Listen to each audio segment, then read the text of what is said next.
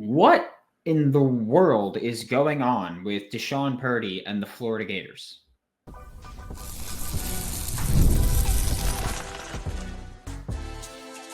You are Locked On Gators, your daily podcast on the Florida Gators. Part of the Locked On Podcast Network, your team every day. Hello and welcome back to another episode of Locked On Gators, part of the Locked On Podcast Network, your team every day. Thanks for making Locked On Gators your first listen of the day every day. We are available daily and free wherever you listen to podcasts and on YouTube. Happy Monday. I am Brandon Olsen. Find me on Twitter at WNS_Brandon. Find all my written work with New York Giants on SI. Today's episode of Locked On Gators is brought to you by Game Time. Download the Game Time app, create an account. You could Locked On College for $20 off your first purchase. And we went live to talk about this past Saturday. But if you didn't see that, or if you don't know, the Florida Gators this past portal season got Charlotte quarterback DeShawn Purdie to come commit to the Florida Gators in portal. And he was an addition that I particularly loved. I'm not going to lie to you. I don't like doing the whole, he wasn't that good anyway thing. I really hate that, so I'm not going to do that. But DeShawn Purdie's an addition that I really love because he was stylistically similar to DJ Lagway. Backup quarterback, great there. But then on Saturday, 24/7's Graham Hall reported that DeShawn Purdie's having second thoughts. That part of the reason he committed to Florida was because he felt that he can compete for the starting spot. And to me, that just furthers a very important fact here. These kids need better people around them. Smarter people around them, because if anybody and I don't know what, I don't know if it's family, friends, if he has an agent, whatever it is, but if anybody was telling him, hey, you could definitely go in and compete with DJ Lagway for the starting spot, they were lying to him. And it just pisses me off, if I'm going to be completely honest, because this is a thing where I've covered the NFL draft now. This is going to be, I think, my seventh year. My seventh year covering the NFL draft, and I've spoken to a lot of agents and a lot of players, and I've seen agents BS players. I've spoken to agents and known when they're BSing of, oh yeah, no, this guy's definitely, like, they're thinking about maybe taking him in the fourth round when I know that kid's not getting drafted. This feels like that kind of situation of the people around him are either lying to him to get him to, like, let's say DeShawn Purdie's like, hey, I just want to go where I can start. People around him could have been like, hey, we're going to go wherever gets you the most money. We're going to tell you that you got a chance to start. Could be a situation like that. It could be that the people around him genuinely felt that, but at that point, they're not really in a place to be giving these kids advice like that. If you truly thought that the Florida Gators were going to go into the transfer portal for their new starting quarterback when you have DJ Lagway with the film that he put out in 2024, that was never realistic, right? And so on Saturday, the reports came out from Graham Hall that DeShawn Purdie was expected to request his release from his financial aid package and request his release from everything. And Jason Higdon yesterday reported that the Florida Gators are likely not going to be releasing him from his letter. And I'm going to be honest with you. I do like it. And in fact, I don't just like it, I love it. I'm here for this level of petty. Okay. Big. And at first, if you go back and watch on Saturday, I was like, yeah, like, I don't know if you do that, right? You don't want to be just petty about that. And you don't want to be petty toward the kid. But from what has been reported, from what rumors we're expecting, DeShawn Purdie is expected to go to Georgia, or was expected to go to Georgia. It was expected that, and the thing with Jason Higdon, I don't know if he thought Georgia's Voldemort or something, where he didn't say Georgia, but he said another SEC school is targeting him after losing Carson Beck and Jaden Rashada. unless another school lost those players, I think we know who we're talking about here. But I was the one saying on Saturday, I don't want to strain the relationship with the kid. I don't want to have that issue with our kids going to now be skeptical to come to Florida because you're not going to release them from their letter of intent, which I will also say this. I agree with everybody saying that something needs to be done to prevent kids from hopping out of their letter of intent or requesting their release from their letter of intent like that. That it gets kind of crazy, right? And there are certain circumstances where it's acceptable. Dallas Wilson had to come back because of family issues or wanted to come back because of family issues. If a kid signs an NIL package and that end of the bargain is not held up, he should be allowed to request his release. Absolutely. But because another school came and said, hey, we'll give you more money and maybe a starting spot, you're not going to start at Florida. I don't think that's fair. I don't think that should happen. So I do think that there should be some kind of rule where the NCAA steps in, not the individual schools handle it that way. And I know that we're at the point where DeShawn Purdie has requested his release from his letter so that he can likely go to Georgia. And as Jason Higdon was saying, Florida's likely to say no to that. And I love that approach of it because this isn't, oh, he thought he could start here. He found out he's not going to start here and he wants to portal. This is, oh, he thought he would come in and compete for a starting spot. And now Georgia is offering more money, is offering a starting spot, is offering whatever it may be offering. But that has changed his feeling. And here's the thing. One, don't commit then. Don't commit at that point if you're not fully sold on where you are. But two, Florida should say no. Because if Florida says no to releasing DeShawn Purdie from his letter of intent, then the only way DeShawn Purdie leaves Florida is that he has to wait until the spring portal window and enter the transfer portal and leave. Get where I'm going with this? That means if he were to wait until the spring transfer portal window and leave, he would not be allowed to transfer to Georgia or any other SEC school and play immediately. He would have to wait a year. If you transfer SEC to SEC in the spring window, then you need to wait out a year. So at that point, that probably keeps Georgia from being as interested in him as they were. But that also keeps him being as interested in Georgia. And look, at this point, he's probably leaving regardless, right? He seems like he has his mindset on leaving. He's probably gone. But making sure that he doesn't go to your biggest rival, absolute win there. And look, he could go somewhere else that you play next year. That doesn't matter. If he's not going to Georgia, that's a win at that point. Because I mark him as already gone. I think he's already gone. I think once you submit that letter, you're like, hey, we're past the point. So if he's gone, he's gone. I am very annoyed about it. Like I said, I thought it was a perfect addition. I did. I thought that there were very few good answers and no great answers to adding a quarterback in the portal for Florida this year. But I thought DeShawn Purdie was the best answer, and that's important. We will talk about a suggestion to replace DeShawn Purdie that a comment gave us on Saturday. We'll talk about that when we get back with Locked On Gators. This is a message from sponsor Intuit TurboTax. Taxes was dealing with piles and paperworks and frustrating forms. And then you wait and you wonder and you worry if you're going to get any money back. And now Taxes is easily uploading your forms to a TurboTax expert who's matched to your unique tax situation. If you're 1099, W-2, whatever it may be, right? An expert who's backed by the latest technology, by the way, which cross-checks millions of data points for 100% accuracy. While they work on your taxes, you get real-time updates on their progress, and you get the most money back guaranteed, all while you go about your day. No stressing, no worrying, no waiting, no spending all day submitting those forms and inputting all the information specifically.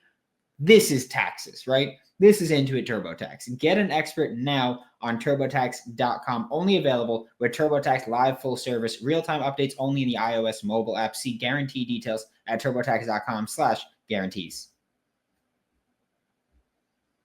Thanks for making Locked On Gators your first listen of the day. Every day we are available daily and free wherever you listen to podcasts and on YouTube. And on Saturday, like I mentioned, we went live to talk about the DeShawn Purdie rumors, right? Initially, we were going to talk about the 3 transfer portal visitors from this weekend, but 2 of them had their flights canceled because of the winter storms that hit Georgia specifically. And so we ended up talking about DeShawn Purdie when we went live. After the live show, we got a comment that was, I guess, submitted. I don't know what you want to say, but there was a comment that I saw from Saturday's live show that said, "We need Will Griffin to reclassify to 2025." Obviously, to replace DeShawn Purdie and have another scholarship quarterback in the room. And I understand where people come from when they say that, right? However, I hate the idea. I hate that idea. Because the issue that we have in the quarterback room right now as Florida Gators fans and with the Florida Gators roster is more so quality and experience in the room, right? That's what it is. That's the issue. It's quality and experience in college football. I don't think adding another player who, by the way, and this is not a knock on Will Griffin at all, but Will Griffin still has a long way to go developmentally, right?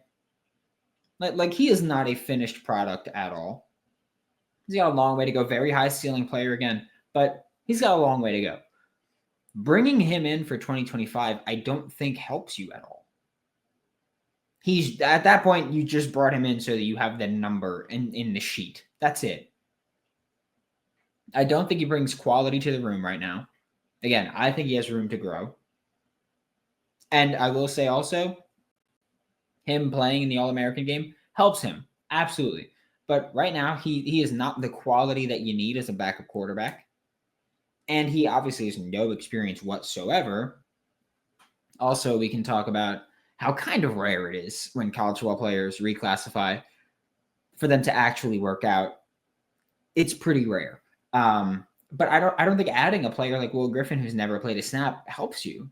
You have no proof that he's going to be quality, and we know for a fact he has no college experience. Also, let's also acknowledge that Will Griffin is part of the 2026 recruiting class for a reason. You got him early in the 2026 recruiting class for a reason.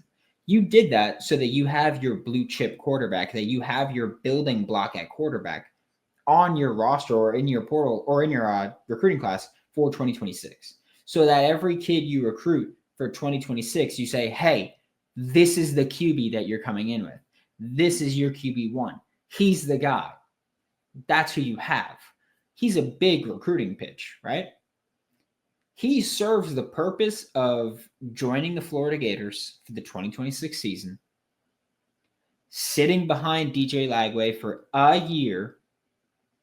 Then in 2027, when DJ Lagway is presumably gone, which let's also get this one out the way. Provided DJ Lagway stays healthy and puts out not awful film, he is a player that should probably declare for the draft after his third year in college football because he's got the elite physical traits. He would have a lot of experience at that point, as long as he's not turnover prone and he's got a better completion percentage than like Anthony Richardson. He will still probably be an early draft pick. Okay. So probably sit behind DJ Lagway for a year if you're Will Griffin. Then in 2027, you compete with Tramell Jones and whoever else is in the room at that point for the starting job. That's the plan. That's the pitch for Will Griffin. You go, hey, you sit for 1 year, which you're probably going to do anyway. Most quarterbacks do. And then you compete for a starting job, which most quarterbacks don't get to do in their redshirt freshman season. And that's a massive selling point. It is. That's a massive selling point for someone. And so that's what you pitch him. And if Tramell Jones wins the starting job, you say, hey, next year you go again and we compete again. But you're going to sit for 1 year and then compete for a starting job. And if you lose it, you lose it. If you get him to reclassify and join the roster now as part of the 2025 class, then that means you're telling Will Griffin to sit for not 1, but 2 years, then compete for the starting job. And I don't know if anyone wants to admit this or not, but recent history in college football tells me that a lot of kids aren't willing to sit for 2 years. They'll hit the portal. There are kids who aren't willing to sit for 1 year. We get that all the time now. You see kids commit to a school, find out that, hey, I'm not going to start right away, and want to leave. It happened with the kid that was committed to Cal, flipped to Oregon thinking he'd be able to compete for a starting spot, portaled out again, back to Cal, which he probably still won't start there because a true freshman starter is so rare. But again, right now we've got a lot of, I don't want to say misinformation about it, but right now we've got a lot of people just not being honest with the kids. And that's what I look to. I don't blame the kids for a lot of these things. I don't blame the kids for I don't blame DeShawn Purdie for thinking that he can come in and start. Because at the end of the day, DeShawn Purdie's what, 19, 18, 19? He's not supposed to know all these things. The people around him that are giving him the advice are the ones that are supposed to know these things. That's their responsibility. And if they don't know these things, then they should do this. Step away, because you're not helping anybody's situation by giving them the wrong advice. And if you're giving them the wrong advice because you were wrong, that's different than giving them the wrong advice because you're either trying to line your own pockets or because you're only thinking of, well, he's going to go start wherever he wants, right? Like that's our boy. He's going to go do it.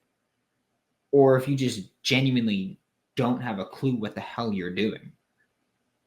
Like, that's your fault. If you're giving advice for something you know nothing about, that's on you. And so I don't blame DeShawn Purdie for thinking that he can come in and compete. Because what do we hear all the time? All the time we hear these kids are scared to compete. DeShawn Purdie came here thinking that he'd be able to compete for a starting spot. The difference is that's not a thing. You're not going to be able to compete for a starting spot with DJ Lagway. It's DJ Lagway's job and no one else's. And so DeShawn Purdie came here thinking he can compete. That's not his fault that he's a competitor. That's whoever around him genuinely told him that was a chance. That's who it falls on. And so that's how I look at it. Like, we see, kids aren't willing to wait 2 years. Kids aren't willing to wait a year sometimes. They'll hit the portal. Why would you bring in someone like Will Griffin, who needs time to develop anyway, and is going to sit for 2 years behind DJ Lagway? That tells you he's likely going to leave. That's the most common outcome at this point when kids have to sit for 2 straight seasons and they're blue chip quarterbacks. They're going to leave. They don't want to sit for 2 full years and then maybe get a starting job. They don't want that. You're wasting everyone's time if that's your recruiting pitch, that's your selling point. There is, in my opinion, no true benefit to getting Will Griffin in the quarterback room right now other than he gets to learn the offense earlier. But is he learning the offense that he's actually going to be playing in 3 years? No. So why are we wasting anybody's time? It just makes no sense to me. And I can't believe I'm going to say this. I would rather, at that point, roll with what you got than bring in Will Griffin. It's just, that's just my opinion on it. I just can't get around the positives there, truly, of bringing in Will Griffin. We will talk about the Florida Gators quarterback room and what we got going on there when we get back with Locked On Gators. Attending the new 12-team college football playoff game is an incredible experience, and it was, look, some of the games were great. The first round kind of sucked, but the second round, imagine being in person for Penn State and Notre Dame and Ohio State and Texas. Those were great games, right? Those were fantastic games. If there's ever a bowl game near you, college football playoff game near you, whatever it may be, you can get your tickets on Game Time. Game Time has a new feature called Game Time Picks and makes getting tickets for events even easier. Not just sports, by the way. I've gone to concerts with it, theater with it. I went to a Knicks game a couple weeks ago, the night before I bought the tickets, because I was like, hey, they're in town, why not? Take the guesswork out of buying tickets with Game Time. Download the Game Time app, create an account, use code Locked On College for $20 off your first purchase. Terms apply. Again, create an account, redeem code Locked On College for $20 off. Download Game Time today. What time is it? It's game time, baby. Thanks for making Locked On Gators your first listen of the day every day. We are available daily and free wherever you listen to the podcast and on YouTube. To wrap up today's show, we're just going to talk about the Florida Gators quarterback room right now, right? Because you've got DJ Lagway, who is your incumbent starter at this point. He is going to be your starter in 2025. And unless he has an awful 2025, he's going to be your starter in 2026, right? Everybody accepts that. Everybody agrees with that. I don't think anybody in Gator Nation disputes that. Behind him, you've got Tramell Jones, so a true freshman this season that is likely going to redshirt. And he's on your roster to back up DJ Lagway. We don't know the order of everything yet, of course, but I like what Tramell Jones brings to the table. I think that my biggest concern with him is being able to make the off-schedule plays consistently, the out-of-structure plays consistently. But I really think that he can keep an offense on track and moving on schedule. And I love that. Like, I feel like now we've kind of shifted where every quarterback can do this schoolyard bull crap that you see in like the longest yard. And which is why I say schoolyard bullcrap all the time now, because that movie made me say it forever now. But I feel like now a lot of quarterbacks can do that, and not enough quarterbacks can just make an offense move and go. And so I think Tramell Jones can do that. I think DJ Lagway can do that.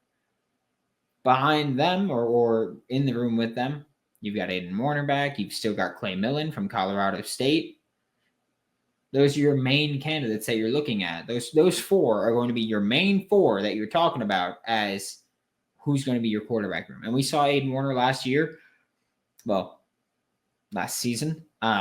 Didn't look awesome, right? Mostly saw him against Texas, and that was a really bad game. And Georgia was a really bad game, which I will again say, I think against Texas, the coaching staff did not do him much justice. But I digress. And we didn't see Clay Millen because Aidan Warner passed him up on the depth chart. Telling sign there for someone who just portaled in as well. They kind of started at the same point as far as comfortability in the offense and all that. They pretty much started at the same point. So when you look at what the Florida Gators do for 2025 at quarterback, I don't know where they go from here. I'm going to be honest with you. Right now, we talked about it on Saturday when we went live. We looked at the list of who's in the transfer portal at quarterback, and there's not good names. There's not good quarterbacks in the portal right now, especially ones that fit the criteria of Power 4 quality, Power 4 experience preferred, but if you've got Group of 5 experience or anything else, any experience is fine experience. It's just Power 4 is preferred. And you've got that, and also is willing to come in and play and willing to come in and be a backup. Slim pickings, right? Really slim pickings. That was the thing before you lost, or before you even had DeShawn Purdie and then lost DeShawn Purdie, was always slim pickings. That was my big concern. You're not going to get a 2024 blue chip because they're not going to want to sit behind DJ Lagway for 2 years. You're not going to get an SEC starter quality backup because he's not going to want to sit behind DJ Lagway with no chance of starting. That was always going to be an issue. And so, and also, like I've said, I hate the idea of reclassifying Will Griffin. So you really don't have many directions to go with what you're going to do at quarterback in the portal. I think the Florida Gators just might be stuck. Like the Florida Gators have kind of two options right now, right? Billy Napier, Ryan O'Hara, Russ Callaway. The Florida Gators have to make a decision between two options that I think right now. Or I guess you could say three. One, tamper for a qualified backup. Tamper for a qualified backup that you think could run the offense. Okay, that's one. Two, get your backups ready to go if need be. Like just say, hey, this is our room. This is who we're going to roll with. And three, if there is somehow a quarterback that is still available in the transfer portal that doesn't fit the criteria usually, but has some traits you think could work, or if there is a quarterback in the 2025 recruiting class that hasn't committed yet for normal signing day, not early signing day, and you think you can get him to join the class and be a Florida Gator, then go get him. But I don't think there are any situations in which we look at it and we say, yeah, we're going to be happy with the outcome of this. And look, ideally, obviously, in an ideal world, DJ Lagway stays perfectly healthy the entire season. You never need to worry about playing the backup for significant, meaningful snaps. But this isn't an ideal world, right? This is about preparing for that spot. So while you might say, yeah, he's your backup quarterback, don't forget where the Florida Gators were a few months ago as far as backup quarterbacks go, because it got really dark for a little bit there. So the Florida Gators, I honestly, I think at this point, the best options are tamper or get the backups ready. That's the best option I can give you. I really don't think there are many other quality ones there, just in my opinion. Thanks for making Locked On Gators your first listen of the day. Every day we are available daily and free wherever you listen to the podcast and on YouTube. We will be back tomorrow to talk more Florida Gators football. We'll also be going live tomorrow night after the Florida Gators hopefully beat the Missouri Tigers. For Locked On Gators, I'm Brandon Olsen. Don't forget to follow me on Twitter at WNS_Brandon. Find all my written work with New York Giants on SI, and I will see you all next time.